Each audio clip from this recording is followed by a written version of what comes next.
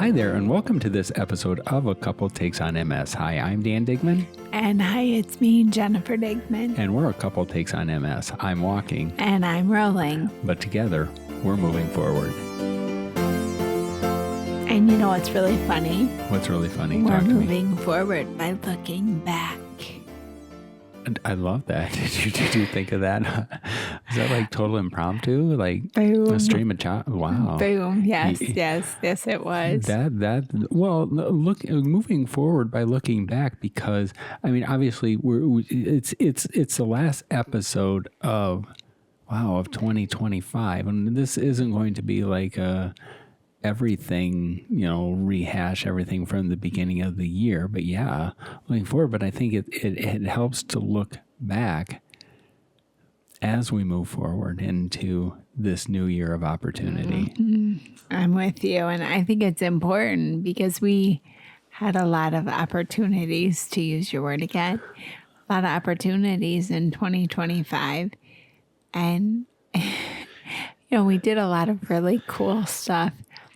And it was funny. Dan and I were talking about, oh, Dan, we did this, blah, blah, blah, blah, blah, blah. And he's like, oh, yeah. And don't forget, I got my master's. Blah, blah, blah. Exactly. And that was huge, Bae. Well, it was. You graduated from Wartburg College. I got my MA in leadership. I mean, that makes it. Well, it was, I mean, that's where I really enjoyed it. And I'm honored to continue doing this anytime that Wartburg has, they do webinars or introductory or informative sessions about the program, and that they ask me to come and just be there to give my perspectives as a graduate of the program.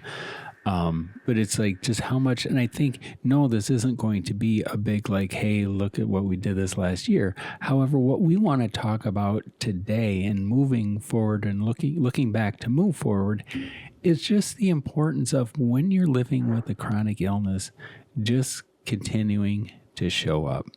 However you can do that, just continue to do what you can to show up in any way, shape, or form. Because it's just I want to? Well, yeah, obviously I wanted to get a graduate degree. I wanted to go the places we went.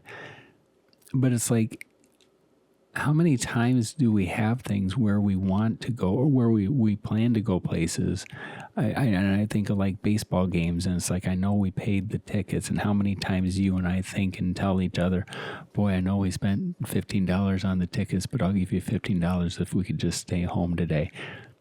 But then we go, and it's just God, I'm so glad we went, because that was so much fun.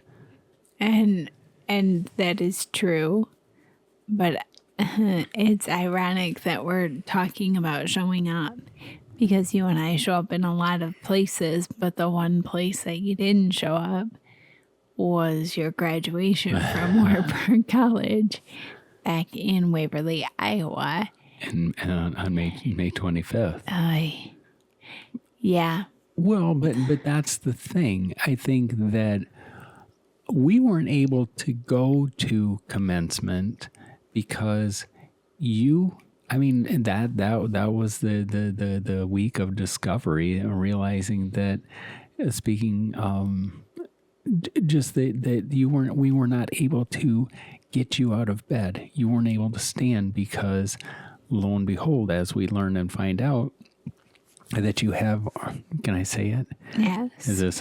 But it's that you have arthritis in your hip, mm-hmm. and that, and so we had to get to the bottom of that. And I think that's where we have to prioritize, or just you see what's important, and not that going back to Iowa for graduation was not important, but then we weren't able to go back. However, I was invited, or I don't want to say nominated, elected, chosen by my cohort, because they wanted me to give the class presentation, the class speech at the hooding ceremony, and I couldn't go. I couldn't be there.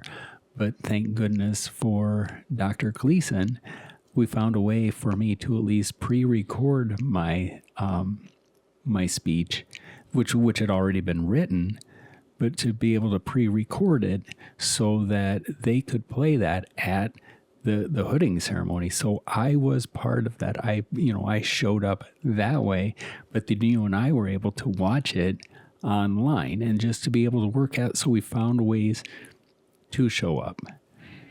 And we showed up there, and it was unfortunate that I had that experience and I was not able to get out of bed and I was not able to transfer.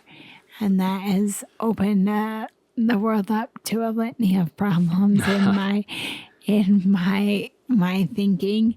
And I'm not certain, as is the case with so much of MS, I'm not sure, is this just arthritis or is there some spasticity that's at work, and is that why I need to stay on top of my Rituxan infusions? Not that I'm advocating for a particular medication, it's just medication I take, but why I have to stay on top of my Rituxan infusions, and that's me showing up. And so I need to be healthy for you so that you can show up for things like your graduation. But, what a wonderful experience that you were able to still participate. Right. And I think that's the whole thing, because then you look at just when things don't go our way, when we're living with MS or things, we weren't able to get there. However, that prompted us to look into other options, because one of the highlights of the last year was then when we were able to go then back to Iowa, and we were able to go up to the Field of Dreams with corn in the field. And when we showed up, they had their monthly thing where the ghost players came out of the corn. And what a meaningful, for somebody who still cries when he watches the Field of Dreams, to be able to be a part of that. And none of that would have happened had you not had things, with arthritis, spasticity. Had we gone back to Iowa for my graduation, we would not have gone back for that. And so it's like always finding things, just when things don't go the way we want, just that we continue to show up, because you never know what else is going to happen or what's in the world for us. A little bit of silver lining, that was unfortunate that I was in the hospital, that you missed your graduation, but we were able to take advantage of the opportunity to go back to Iowa and to see Field of Dreams. And we also had to make a little bit of a concession with that trip. You and I had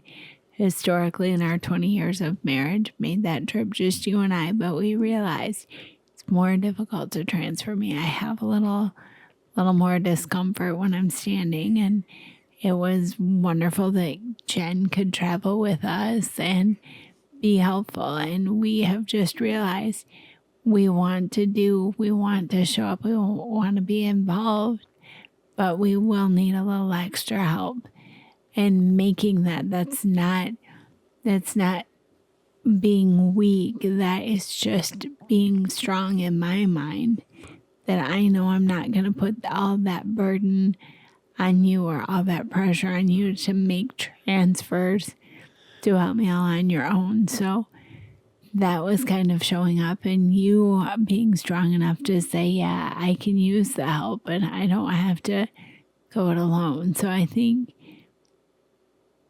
just with your getting your degree, number 2, your second graduate degree, I feel like we got smarter in just recognizing that take the help where you can get it, and accepting what multiple sclerosis it gives us, and working within what the disease will let us have. Right. And and I think too, it's just showing up doesn't mean, showing up means also just like changing things to make it fit you and what you need, where you're going. The number of times where we want to get together with our friends and we can't get into their homes because of steps and things with your power chair. But it's like, well, then we open up our home, and have people come over to our house, which is handicap accessible, which you can use the restroom. And so we find ways to make that so we show up with our friends. When our friends want to go to one of our favorite restaurants from back in the day, but when said favorite restaurant had issues with their accessible ramp and we're not able to get in there, when we get invited, it's like, okay, well, we can't do that, but we can go here. Would you mind coming into town to go here? And they do. I mean, so it's just like we're showing up, and I don't want to use the cliche of like changing the narrative or rewriting it to fit our needs, but I think it's like, how do we show up the best we can? And I think, sometimes we just plain can't do something, but it's just like, well, how do you do it? But I think if you can't show up, or if you're not showing up, how are you reframing that to say, okay, well, this is what I can do? I mean, because we have friends that go float the river. Well, I think we did that once. I don't think either one of us is healthy enough to do that kind of transfer anymore. So we just, we don't float the river, but we'll be there when they get out. We'll barbecue with them. Absolutely. And I think to use an expression that I love is the juice isn't worth the squeeze. Love that. Yeah. I would love to float the river. I had the most amazing time when I did that. But like you said, we were younger, you were stronger, I was thinner, I was able to stand better. And if we did it now, it would be great to float the river. But what you have to think, almost like chess, which I don't play, but I've heard you have to think like a couple moves ahead. So let's say I float the river, then 2 steps ahead, how in the heck am I going to get out of the river?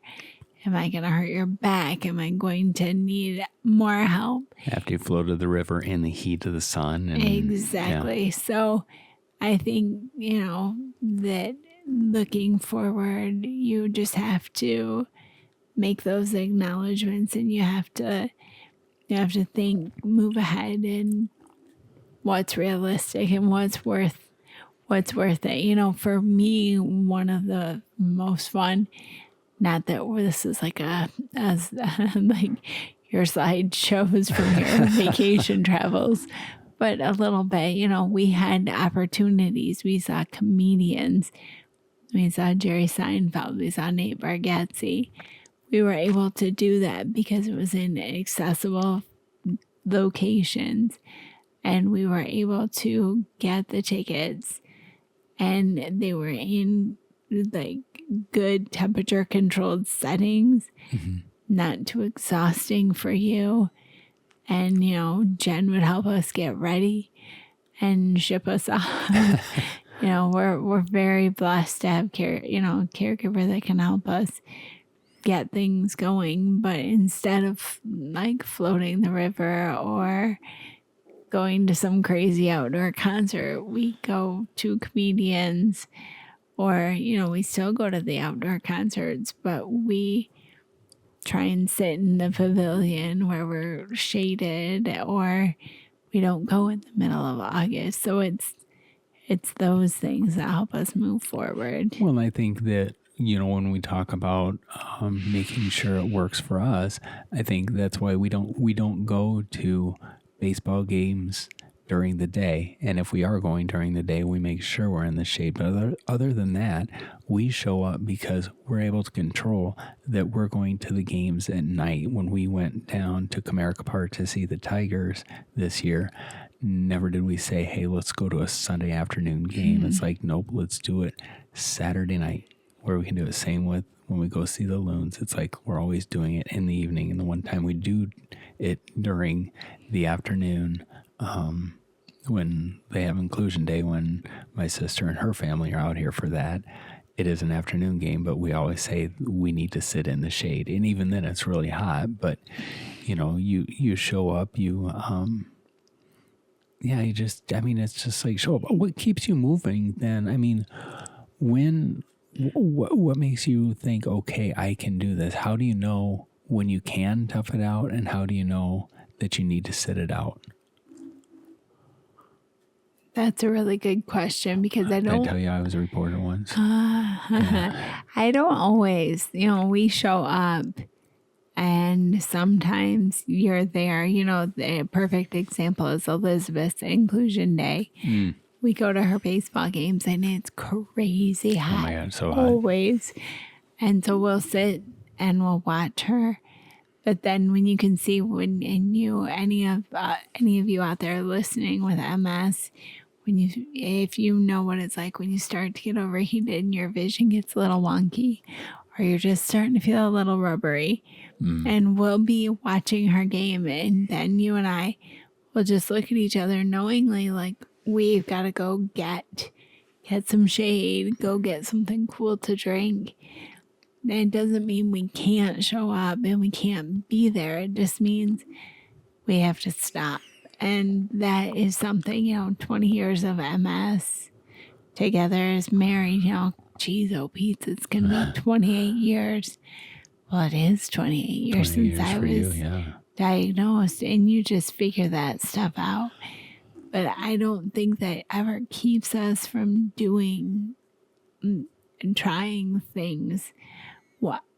How do you continue? I mean, how do you know? Or even better, if something is where you're like, no, we really shouldn't do that.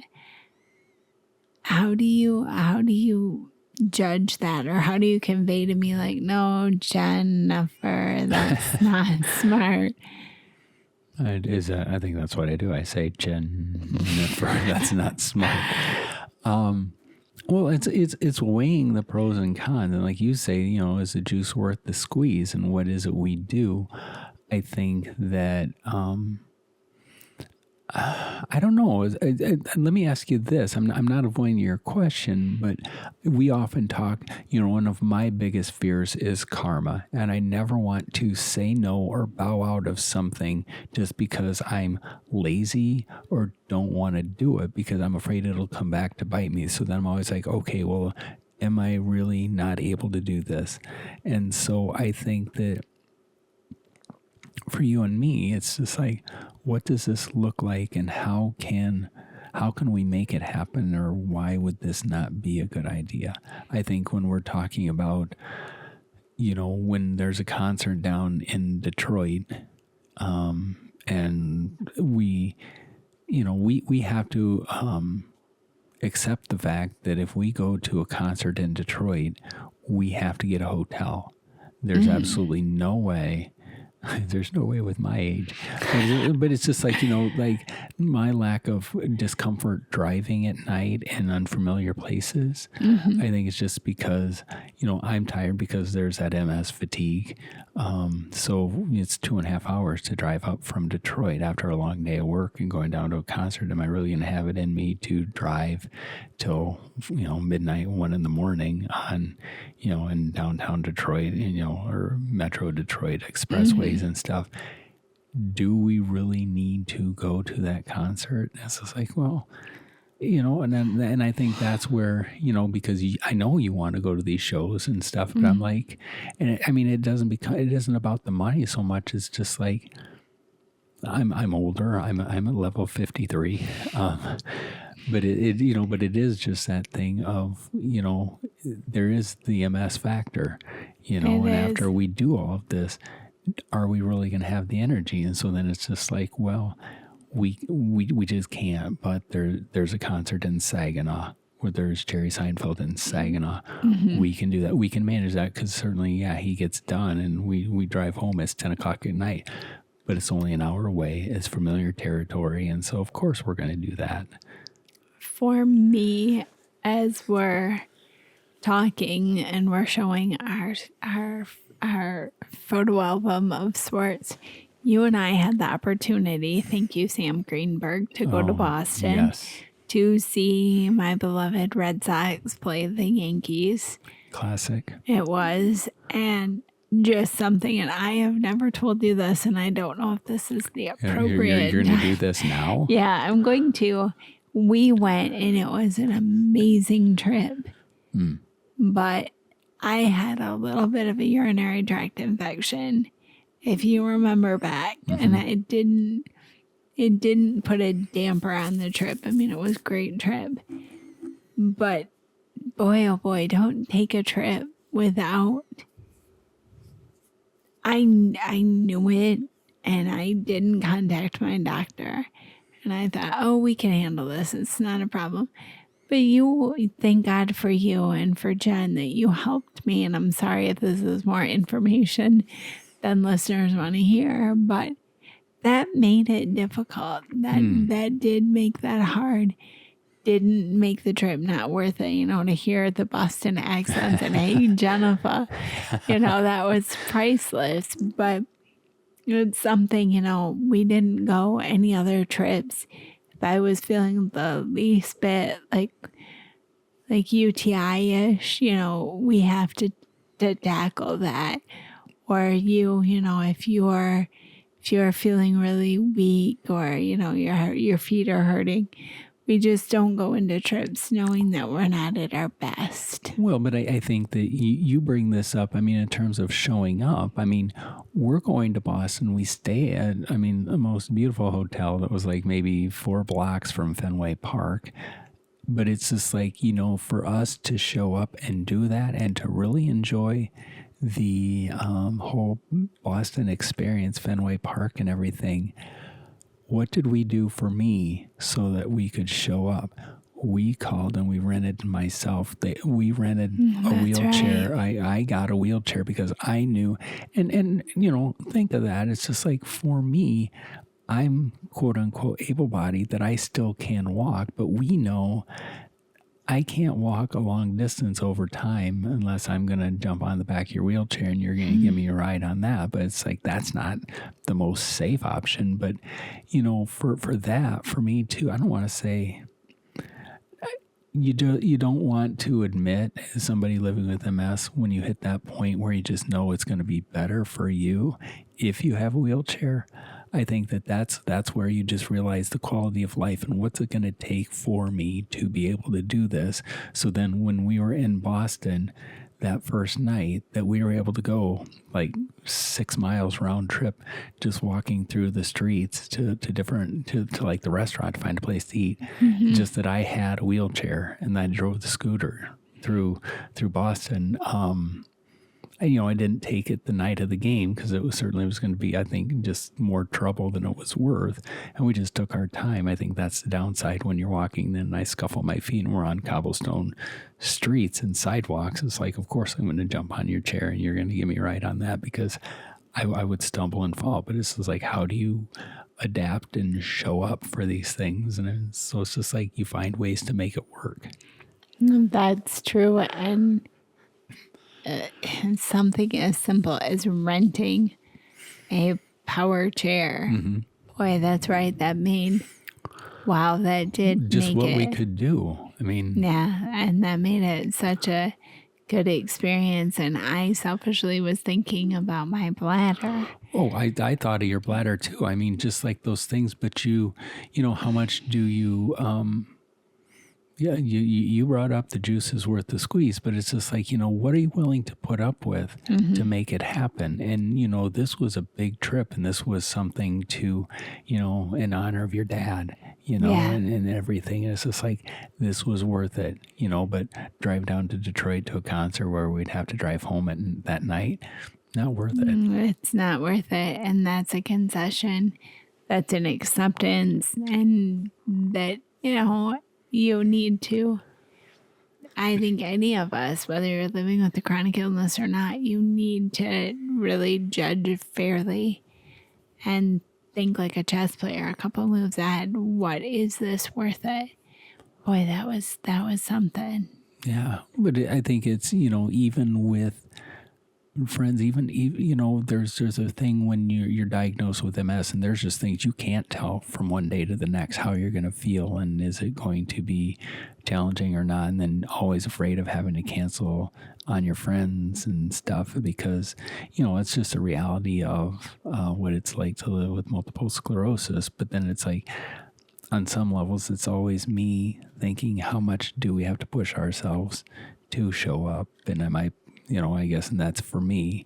I don't like, smack my chest and say it's worth it, or, I'm going to slay this, but it's just like, how much do you just, I don't want to say, I'm not saying suck it up. That's not what I'm saying, Jennifer, but it's just like, how much do you play through the pain? And I think maybe it's, for me, it's that sense of karma where it's just like, I don't want to unnecessarily say no just because because I don't wanna. Well, and I love that. And it's one of those things. I look back now, I'm being 51. You're level 51. I'm level 51, and say, what was I complaining about when I was in my 40s? Yep.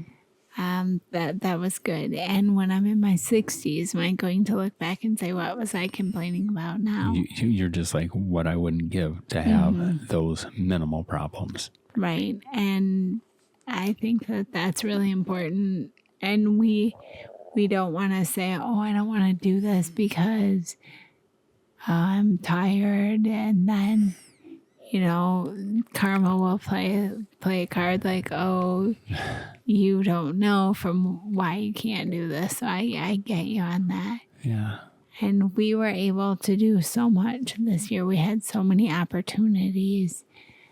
And I look forward to what we are going to do in 2026 and just how we're going to keep moving forward and showing up. I think that's the big thing, is showing up and finding ways to continue to show up. And I think that's just where for us living with MS, it's like no longer, I don't want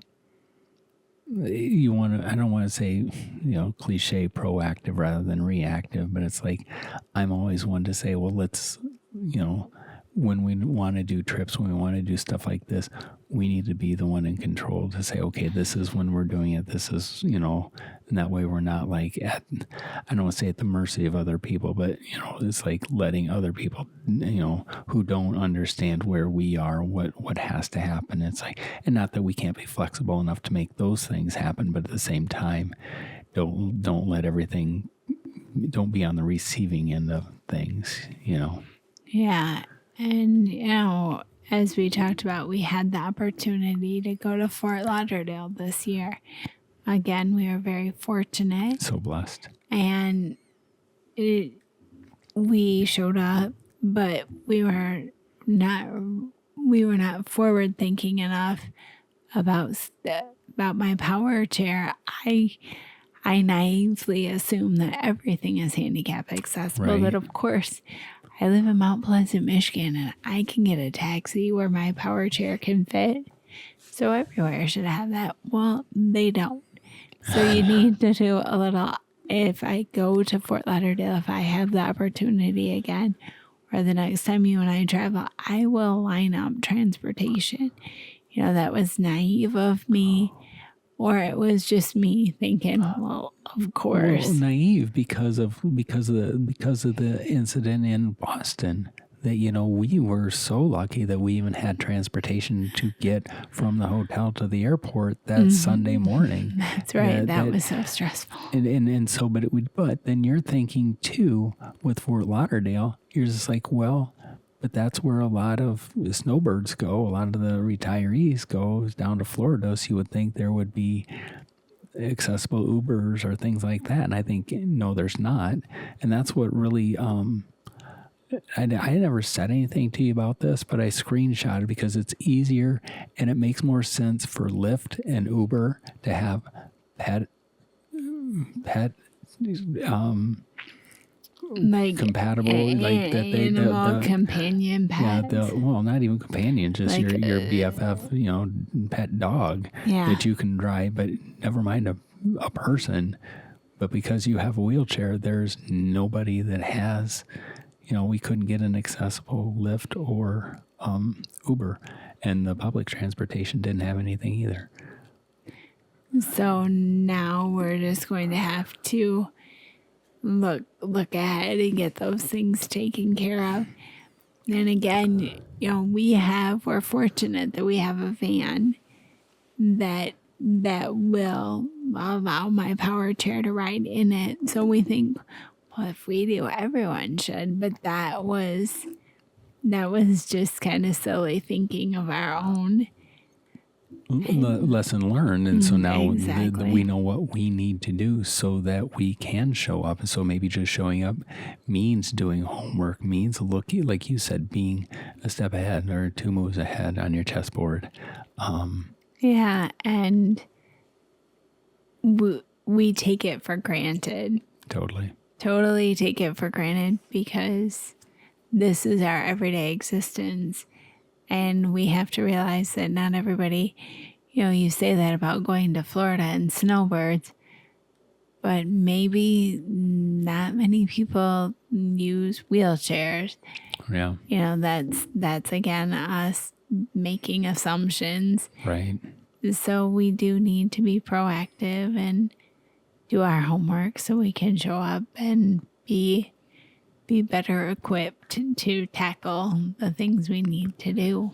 Absolutely. But I think that's the big thing of what we're just chatting about here today is just doing what you can to continue showing up, in spite of the disease, whether that's being proactive, whether it's changing the narrative or just finding ways to make it happen. And I'm so glad that we're able to do that and are being flexible.